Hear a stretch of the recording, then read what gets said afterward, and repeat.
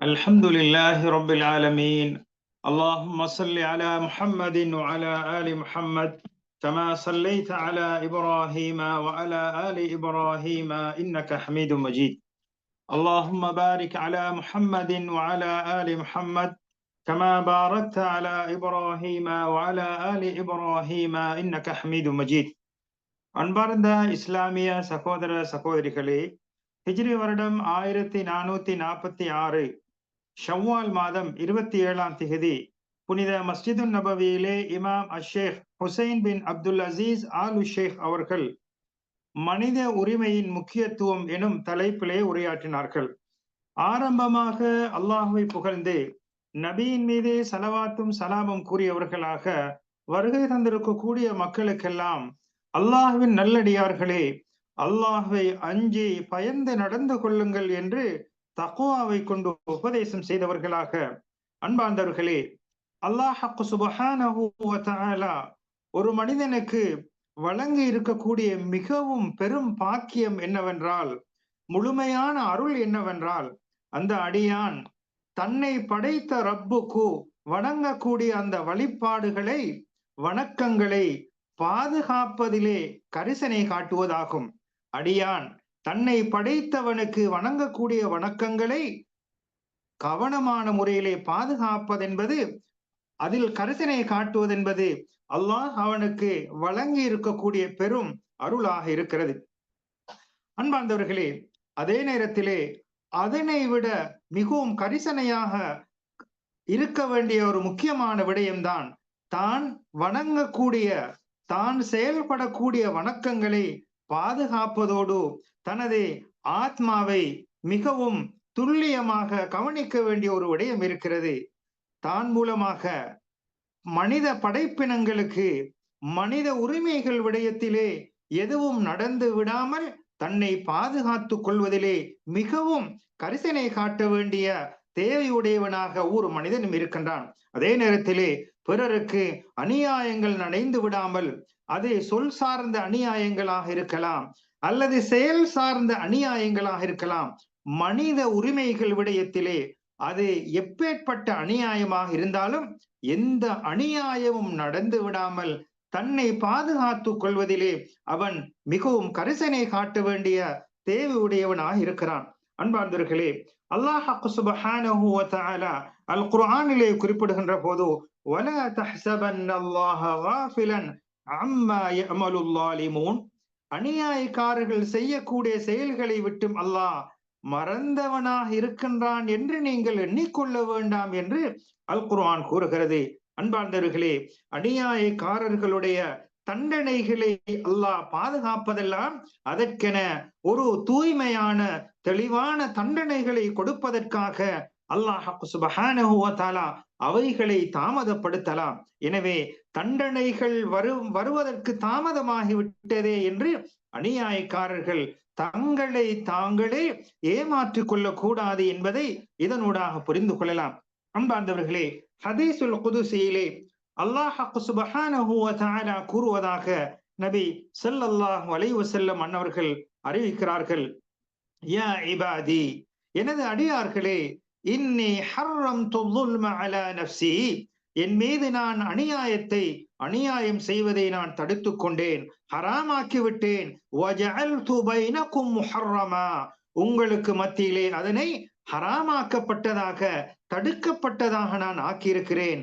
ஃபலா தவாலமு, எனவே நீங்கள் ஒருவருக்கொருவர் அநியாயம் செய்து கொள்ள வேண்டாம் என்று ஹதீஸுல் குதுஸியிலே அல்லாஹ் சுப்ஹானஹு வ தஆலா கட்டளையிடுகிறான்.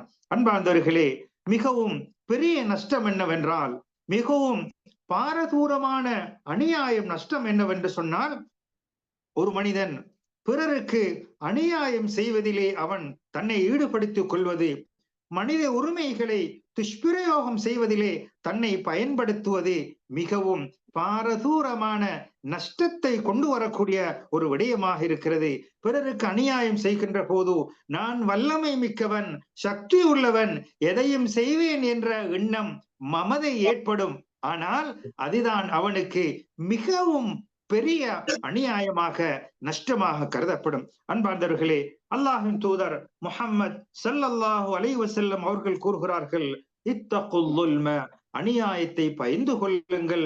நிச்சயமாக அநியாயம் என்பது மறுமை நாளையிலே அது பல வகையான அநியாயங்களாக வெளிக்கொணரப்படும் என்று நபி அவர்கள் எச்சரிக்கை செய்கிறார்கள். அன்பார்ந்தவர்களே, அல்லாஹ்வின் நல்லடியார்களே, நாம் ஒன்றை நினைவில் வைத்துக் கொள்ள வேண்டும்.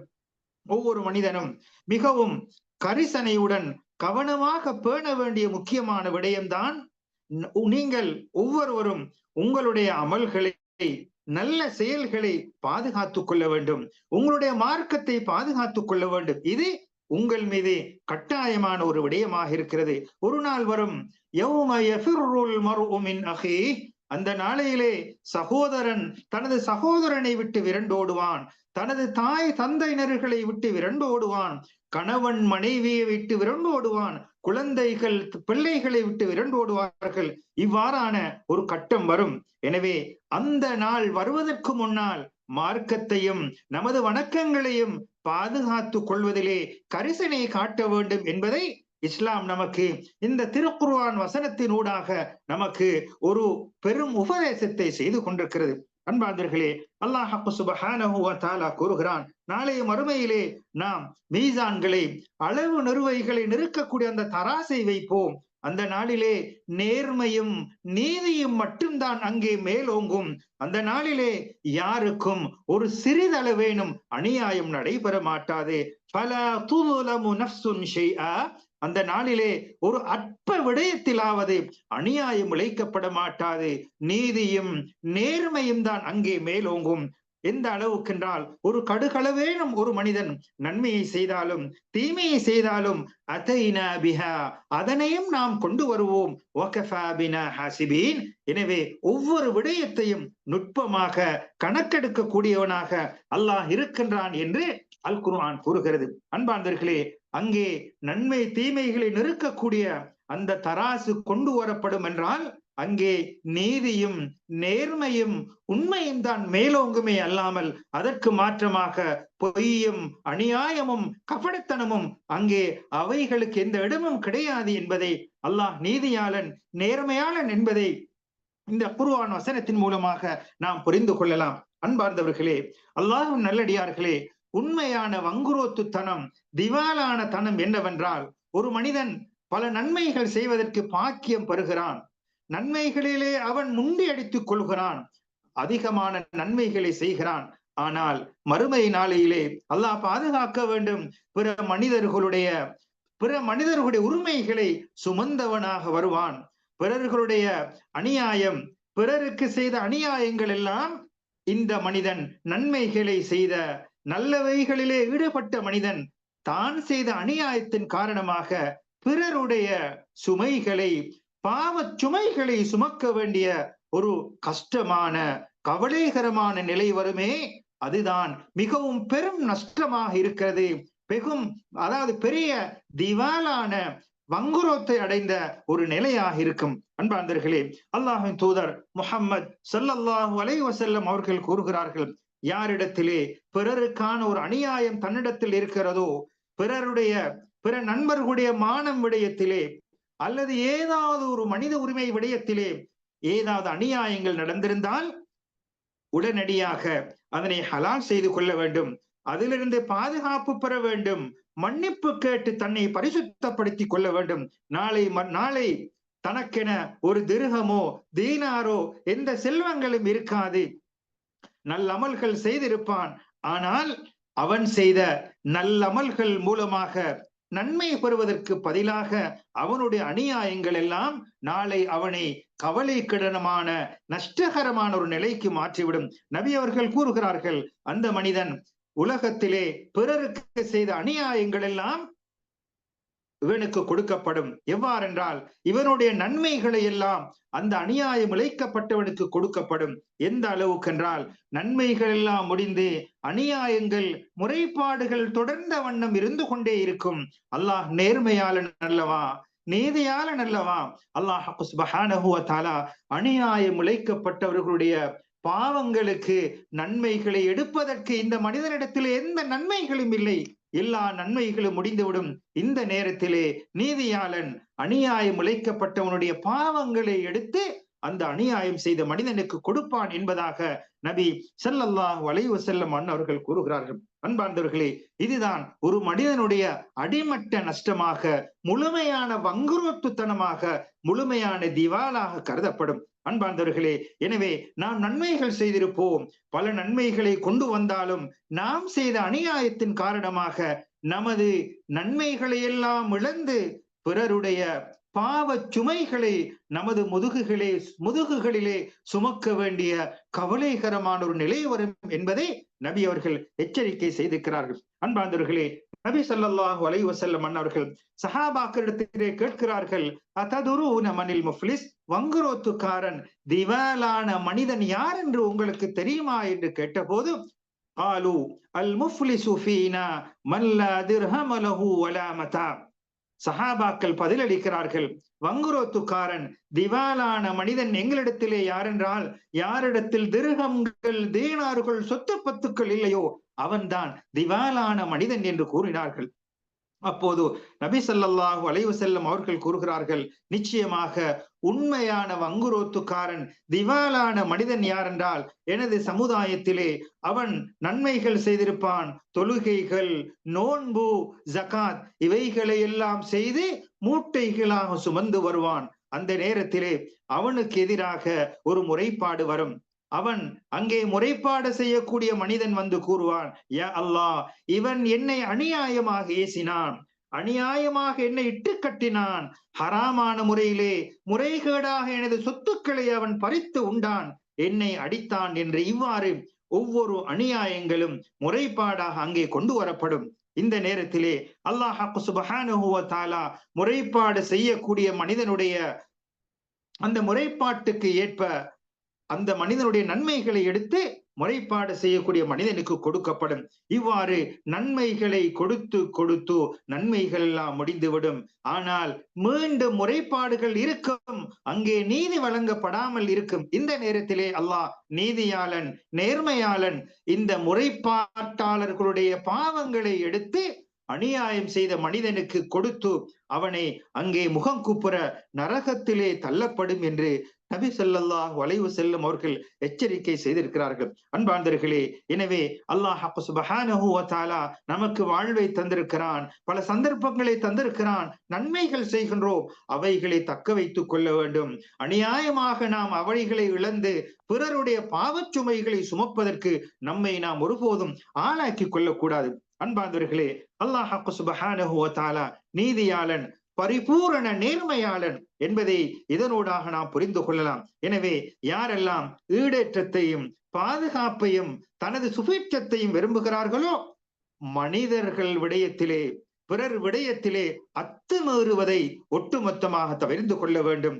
மனித உரிமைகள் விடயத்திலே எல்லை மீறுவதை ஒட்டுமொத்தமாக தவிர்த்து கொள்ள வேண்டும். அதே நேரத்திலே பிறருடைய உரிமைகள் நிறைவேற்றப்பட வேண்டிய விடயங்கள் தாமதங்கள், சோம்பரங்கள், பொடுபோக்குகள் இருக்கும் என்றால் அவசரமாக அவைகளை கொடுத்து மனித உரிமைகளை நிறைவேற்றி அதன் மூலமாக தன்னை பரிசுத்தப்படுத்திக் கொள்ள வேண்டும், ஹலால் தேடிக் கொள்ள வேண்டும், விரைந்து கொள்ள வேண்டும். அன்பார்ந்தவர்களே, அல்லாஹ் சுப்ஹானஹு வ தஆலா அல் குர்ஆனிலே கூறுகிறான், அதாவது மனிதர்களுக்கு அநியாயம் செய்யக்கூடியவர்கள், பூமியிலே முறையற்ற முறையிலே நடந்து கொள்ளக்கூடியவர்கள் அல்லாஹ் பாதுகாக்க வேண்டும். உடனடியாக தௌபா செய்து மனித உரிமைகளை கொடுத்து தங்களை பரிசுத்தப்படுத்திக் கொள்ள வேண்டும்.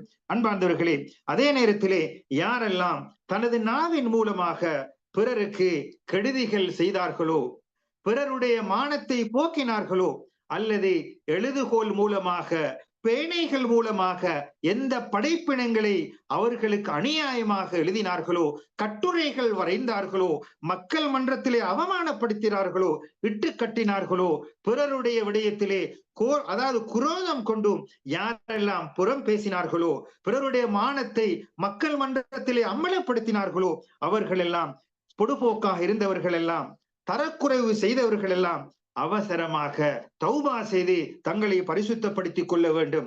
தன்னை பரிசுத்தப்படுத்திக் கொள்வதற்கும் மனித உரிமைகள் விடயத்திலே நான் பொடுபோக்கு செய்திருந்தால், தரக்குறைவாக நடந்திருந்தால், பொடுபோக்காக நடந்திருந்தால் அவசரமாக அவைகளை தீர்த்து கொள்வதற்கு, சரி செய்து கொள்வதற்கு முயற்சிக்க வேண்டும். அன்பார்ந்தவர்களே, அல்லாஹ் சுப்ஹானஹு வ தஆலா கூறுகிறான், யார் பிறருடைய அநியாயங்களை சுமந்து கொள்கிறார்களோ அவன் நஷ்டமடைந்து விட்டான். பிறருக்கு அநியாயம் செய்தவன் நஷ்டமடைந்து விட்டான். உண்மையிலே இந்த குர்ஆன் வசனத்துக்கு தஃப்சீருடைய உலமாக்கள் விளக்கம் சொல்லும் போது கூறுகிறார்கள், அதாவது அநியாயம் என்பது எல்லா வகையான அநியாயமாக இருக்கும். மனிதர்களுக்கு செய்யக்கூடிய அது பொருளாதாரம் சார்ந்த அநியாயமாக இருக்கலாம், அல்லது மானம் சார்ந்த அநியாயமாக இருக்கலாம், உணர்வுகள் சார்ந்த அநியாயமாக இருக்கலாம். எல்லா வகையான அநியாயங்களும் இந்த அநியாயத்துக்குள் சேரும். எனவே யார் அநியாயம் செய்கிறார்களோ அவன் நஷ்டமடைந்து விட்டான், நாசமாகி விட்டான் என்ற கருத்தை அல்லாஹ் சுப்ஹானஹு வ தஆலா கூறுகிறான். அன்பார்ந்தவர்களே, அல்லாஹ்வின் தூதர் முஹம்மது ஸல்லல்லாஹு அலைஹி வஸல்லம் அன்னவர்கள் கூறுகிறார்கள், யார் ஒரு மனிதன் மரணிக்கின்ற போது அவனுக்கு தீனார்களோ திர்ஹம்களோ கடனாக இருக்கிறதோ, அந்த கடன் நிறைவேற்றப்படாமல் இருக்கும் வரை அதற்கு பதிலாக அவனுடைய நன்மைகள் மூலமாக அவனுடைய கடன் நிறைவேற்றப்படும் என்று நபி அவர்கள் கூறுகிறார்கள். அன்பார்ந்தவர்களே, எனவே அல்லாஹ் சுப்ஹானஹு வ தஆலா உங்கள் அனைவருக்கும் அருள் புரியட்டும். அவசரமாக தங்களை பரிசுத்தப்படுத்திக் கொள்வதற்கு விரைந்து சொல்லுங்கள். தங்களை பாதுகாத்துக் கொள்வதற்காக நீங்கள் விரைந்து செல்லுங்கள். பிறருடைய உரிமைகளில் விடயத்திலே தரக்குறைவு செய்திருந்தால் அவசரமாக அவைகளை சரி செய்து கொள்ளுங்கள் என்று நபி ஸல்லல்லாஹு அலைஹி வஸல்லம் அவர்கள் நமக்கு பெரும் உருக்கமான உபதேசத்தை செய்கிறார்கள். நபி அவர்கள் கூறுகிறார்கள், நாளைய மறுமையிலே கியாமத்து நாளிலே உரிமைகள் விடயத்திலே அல்லாஹ் சுப்ஹானஹு வ தஆலா எல்லா உரிமைகளையும் நீதியாகவும் நேர்மையாகவும் உண்மையான முறையிலும் அங்கே அந்த நீதிமன்றத்திலே அவன் நிறைவேற்றுவான். அவன்தான் நீதியாளன். அவனை தவிர நீதி சொல்வதற்கு அங்கே யாருமே கிடையாது. எந்த அளவுக்கென்றால், ஒரு கொம்பு உள்ள ஆடு கொம்பு இல்லாத ஆட்டை குத்தும் என்றால், மோதும் என்றால், அதனை கூட அல்லாஹ் அந்த கொம்பு உள்ள ஆடு கொம்பு இல்லாத ஆட்டை மோதியதற்காக அல்லாஹ் சுப்ஹானஹு வ தஆலா அங்கே நீதியை பெற்றுக் கொடுப்பான் என்று நபி ஸல்லல்லாஹு அலைஹி வஸல்லம் அவர்கள் கூறுகிறார்கள். எந்த அளவுக்கென்றால், வாய் பேச முடியாத அந்த கால்நடைகளுக்கு ஏற்பட்ட அநியாயத்துக்கு கூட அல்லாஹ் அங்கே உரிமைகளை பெற்றுக் கொடுப்பான், நீதியை பெற்றுக் கொடுப்பான், நீதி வழங்குவான், தீர்ப்பு வழங்குவான் என்ற இந்த வார்த்தை நமக்கு ஒரு பெரிய செய்தியை சொல்லிக் கொண்டிருக்கிறது. எனவே எல்லா விதமான அநியாயங்களையும் ஒட்டுமொத்தமாக தவிர்த்து கொள்வதற்கு நாம் முயற்சிக்க வேண்டும். அன்பார்ந்தவர்களே, அல்லாஹ்வின் நல்லடியார்களே, எனவே மனிதர்களுடைய விடயத்திலே, பிறருடைய உரிமைகள் விடயத்திலே நாம் நம்மை பாதுகாத்துக் கொள்வதற்கு நாம் முயற்சிக்க வேண்டும். எந்த சந்தர்ப்பத்திலும் எந்த நிலையிலும் என்னால் பிறருக்கு எந்த பாதகங்களும் குந்தகங்களும் அவமானங்களும் அசௌகரியங்களும் ஆபத்துக்களும் ஏற்பட்டு விடக்கூடாது என்பதிலே கரிசனையாக இருக்க வேண்டும். ஏனென்றால் நாம் மூலமாக ஏற்படக்கூடிய எல்லா விதமான அது சிறிய விடயங்களாக இருந்தாலும் பிறருடைய விடயத்திலே அத்துமீறக்கூடிய எல்லா விடயங்களும் நம்மை பாதுகாக்கும். அன்பார்ந்தவர்களே, நபி ஸல்லல்லாஹு அலைஹி வஸல்லம் அவர்கள் கூறுகிறார்கள், அது அத்துமீறக்கூடிய எல்லா விடயங்களும் நம்மை பாதிப்படைய செய்யும். அது எந்த விதமான சிறிய அநியாயங்களோ பெரிய அநியாயங்களோ எதுவாக இருந்தாலும் நம்மை பாதிப்புள்ளாக்கும் என்பதை உணர்ந்து ஒட்டுமொத்தமாக தவிர்த்து கொள்ள வேண்டும். அன்பார்ந்தவர்களே, நபி ஸல்லல்லாஹு அலைஹி வஸல்லம் அவர்கள் கூறுகிறார்கள், அன்னல் ஜிஹாத ஃபீ ஸபீலில்லாஹ், அல்லாஹ்வுடைய பாதையிலே அறப்போர் செய்வது, போரிடுவது என்பது யுகஃபிருல் ஹதாயா, அந்த மனிதனுடைய பாவங்களுக்கு குற்ற பரிகாரமாக ஆகும் என்று நபி அவர்கள் கூறிவிட்டு கூறுகிறார்கள், இல்லத்தைன, கடனை தவிர. அவன் யுத்தத்தில் போராடினாலும் கூட அந்த கடன் என்பது அவன் மீது கொழுவப்பட்டதாக இருக்கும் என்று நபி அவர்கள் கூறுகிறார்கள். அன்பார்ந்தவர்களே, கடன் விடயத்திலே யாரு பொடுபோக்காக சோம்பேறித்தனமாக அவர்கள் நடந்து கொள்கிறார்களோ, தரக்குறைவாக நடந்து கொள்கிறார்களோ, உண்மையிலே இம்மையிலும் மறுமையிலும் நஷ்டத்தை, அழிவைத்தான் அவர்கள் பெற்றுக் கொள்வார்கள் என்பதை இதனூடாக நாம் புரிந்து கொள்ளலாம்.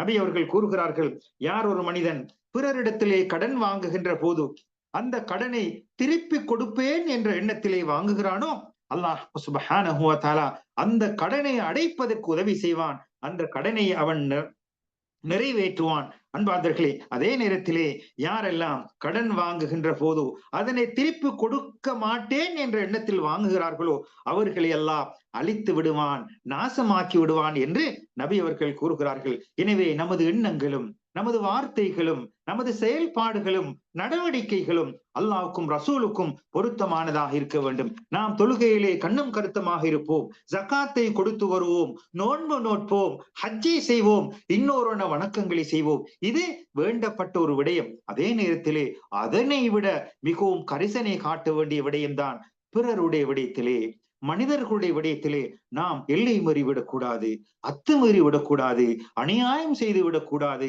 அவர்களை அசௌகரியத்திலே ஆழ்த்தி விடக்கூடாது, அநியாயம் செய்து விடக்கூடாது என்பதிலே மிகவும் கரிசனை காட்ட வேண்டும் என்று அல் குர்ஆனும் நபியுடைய வழிகாட்டல்களும் நம்மை தூண்டிக் கொண்டே இருக்கிறது. எனவே அல்லாஹ் சுப்ஹானஹு வ தஆலா மனித உரிமைகளை எவ்வாறு பயன்படுத்த வேண்டும், கண்ணும் கருத்துமாக இருக்க வேண்டும் என்று நமக்கு போதித்திருக்கிறானோ, எமது தலைவர் முஹம்மது ஸல்லல்லாஹு அலைஹி வஸல்லம் அன்னவர்கள் எவ்வாறு வழிகாட்டி இருக்கிறார்களோ அந்த ஷரியாவின் வழிகாட்டலை பின்பற்றி ஒட்டுமொத்தமாக பிறருக்கு நன்மைகள் செய்யக்கூடியவர்களாக எந்த சந்தர்ப்பத்திலும் தீங்கு செய்யாமல் நடப்பதற்கு வல்லவன் அல்லாஹ் நம் அனைவருக்கும் அருள் புரிவானாக. ஆமீன். வ ஆகிரு தஅவானா அனில் ஹம்துலில்லாஹி ரப்பில் ஆலமீன். வஸ்ஸலாமு அலைக்கும் வரஹ்மத்துல்லாஹி வபரகாத்துஹு. அல்ஹம்துலில்லாஹ். அடுத்து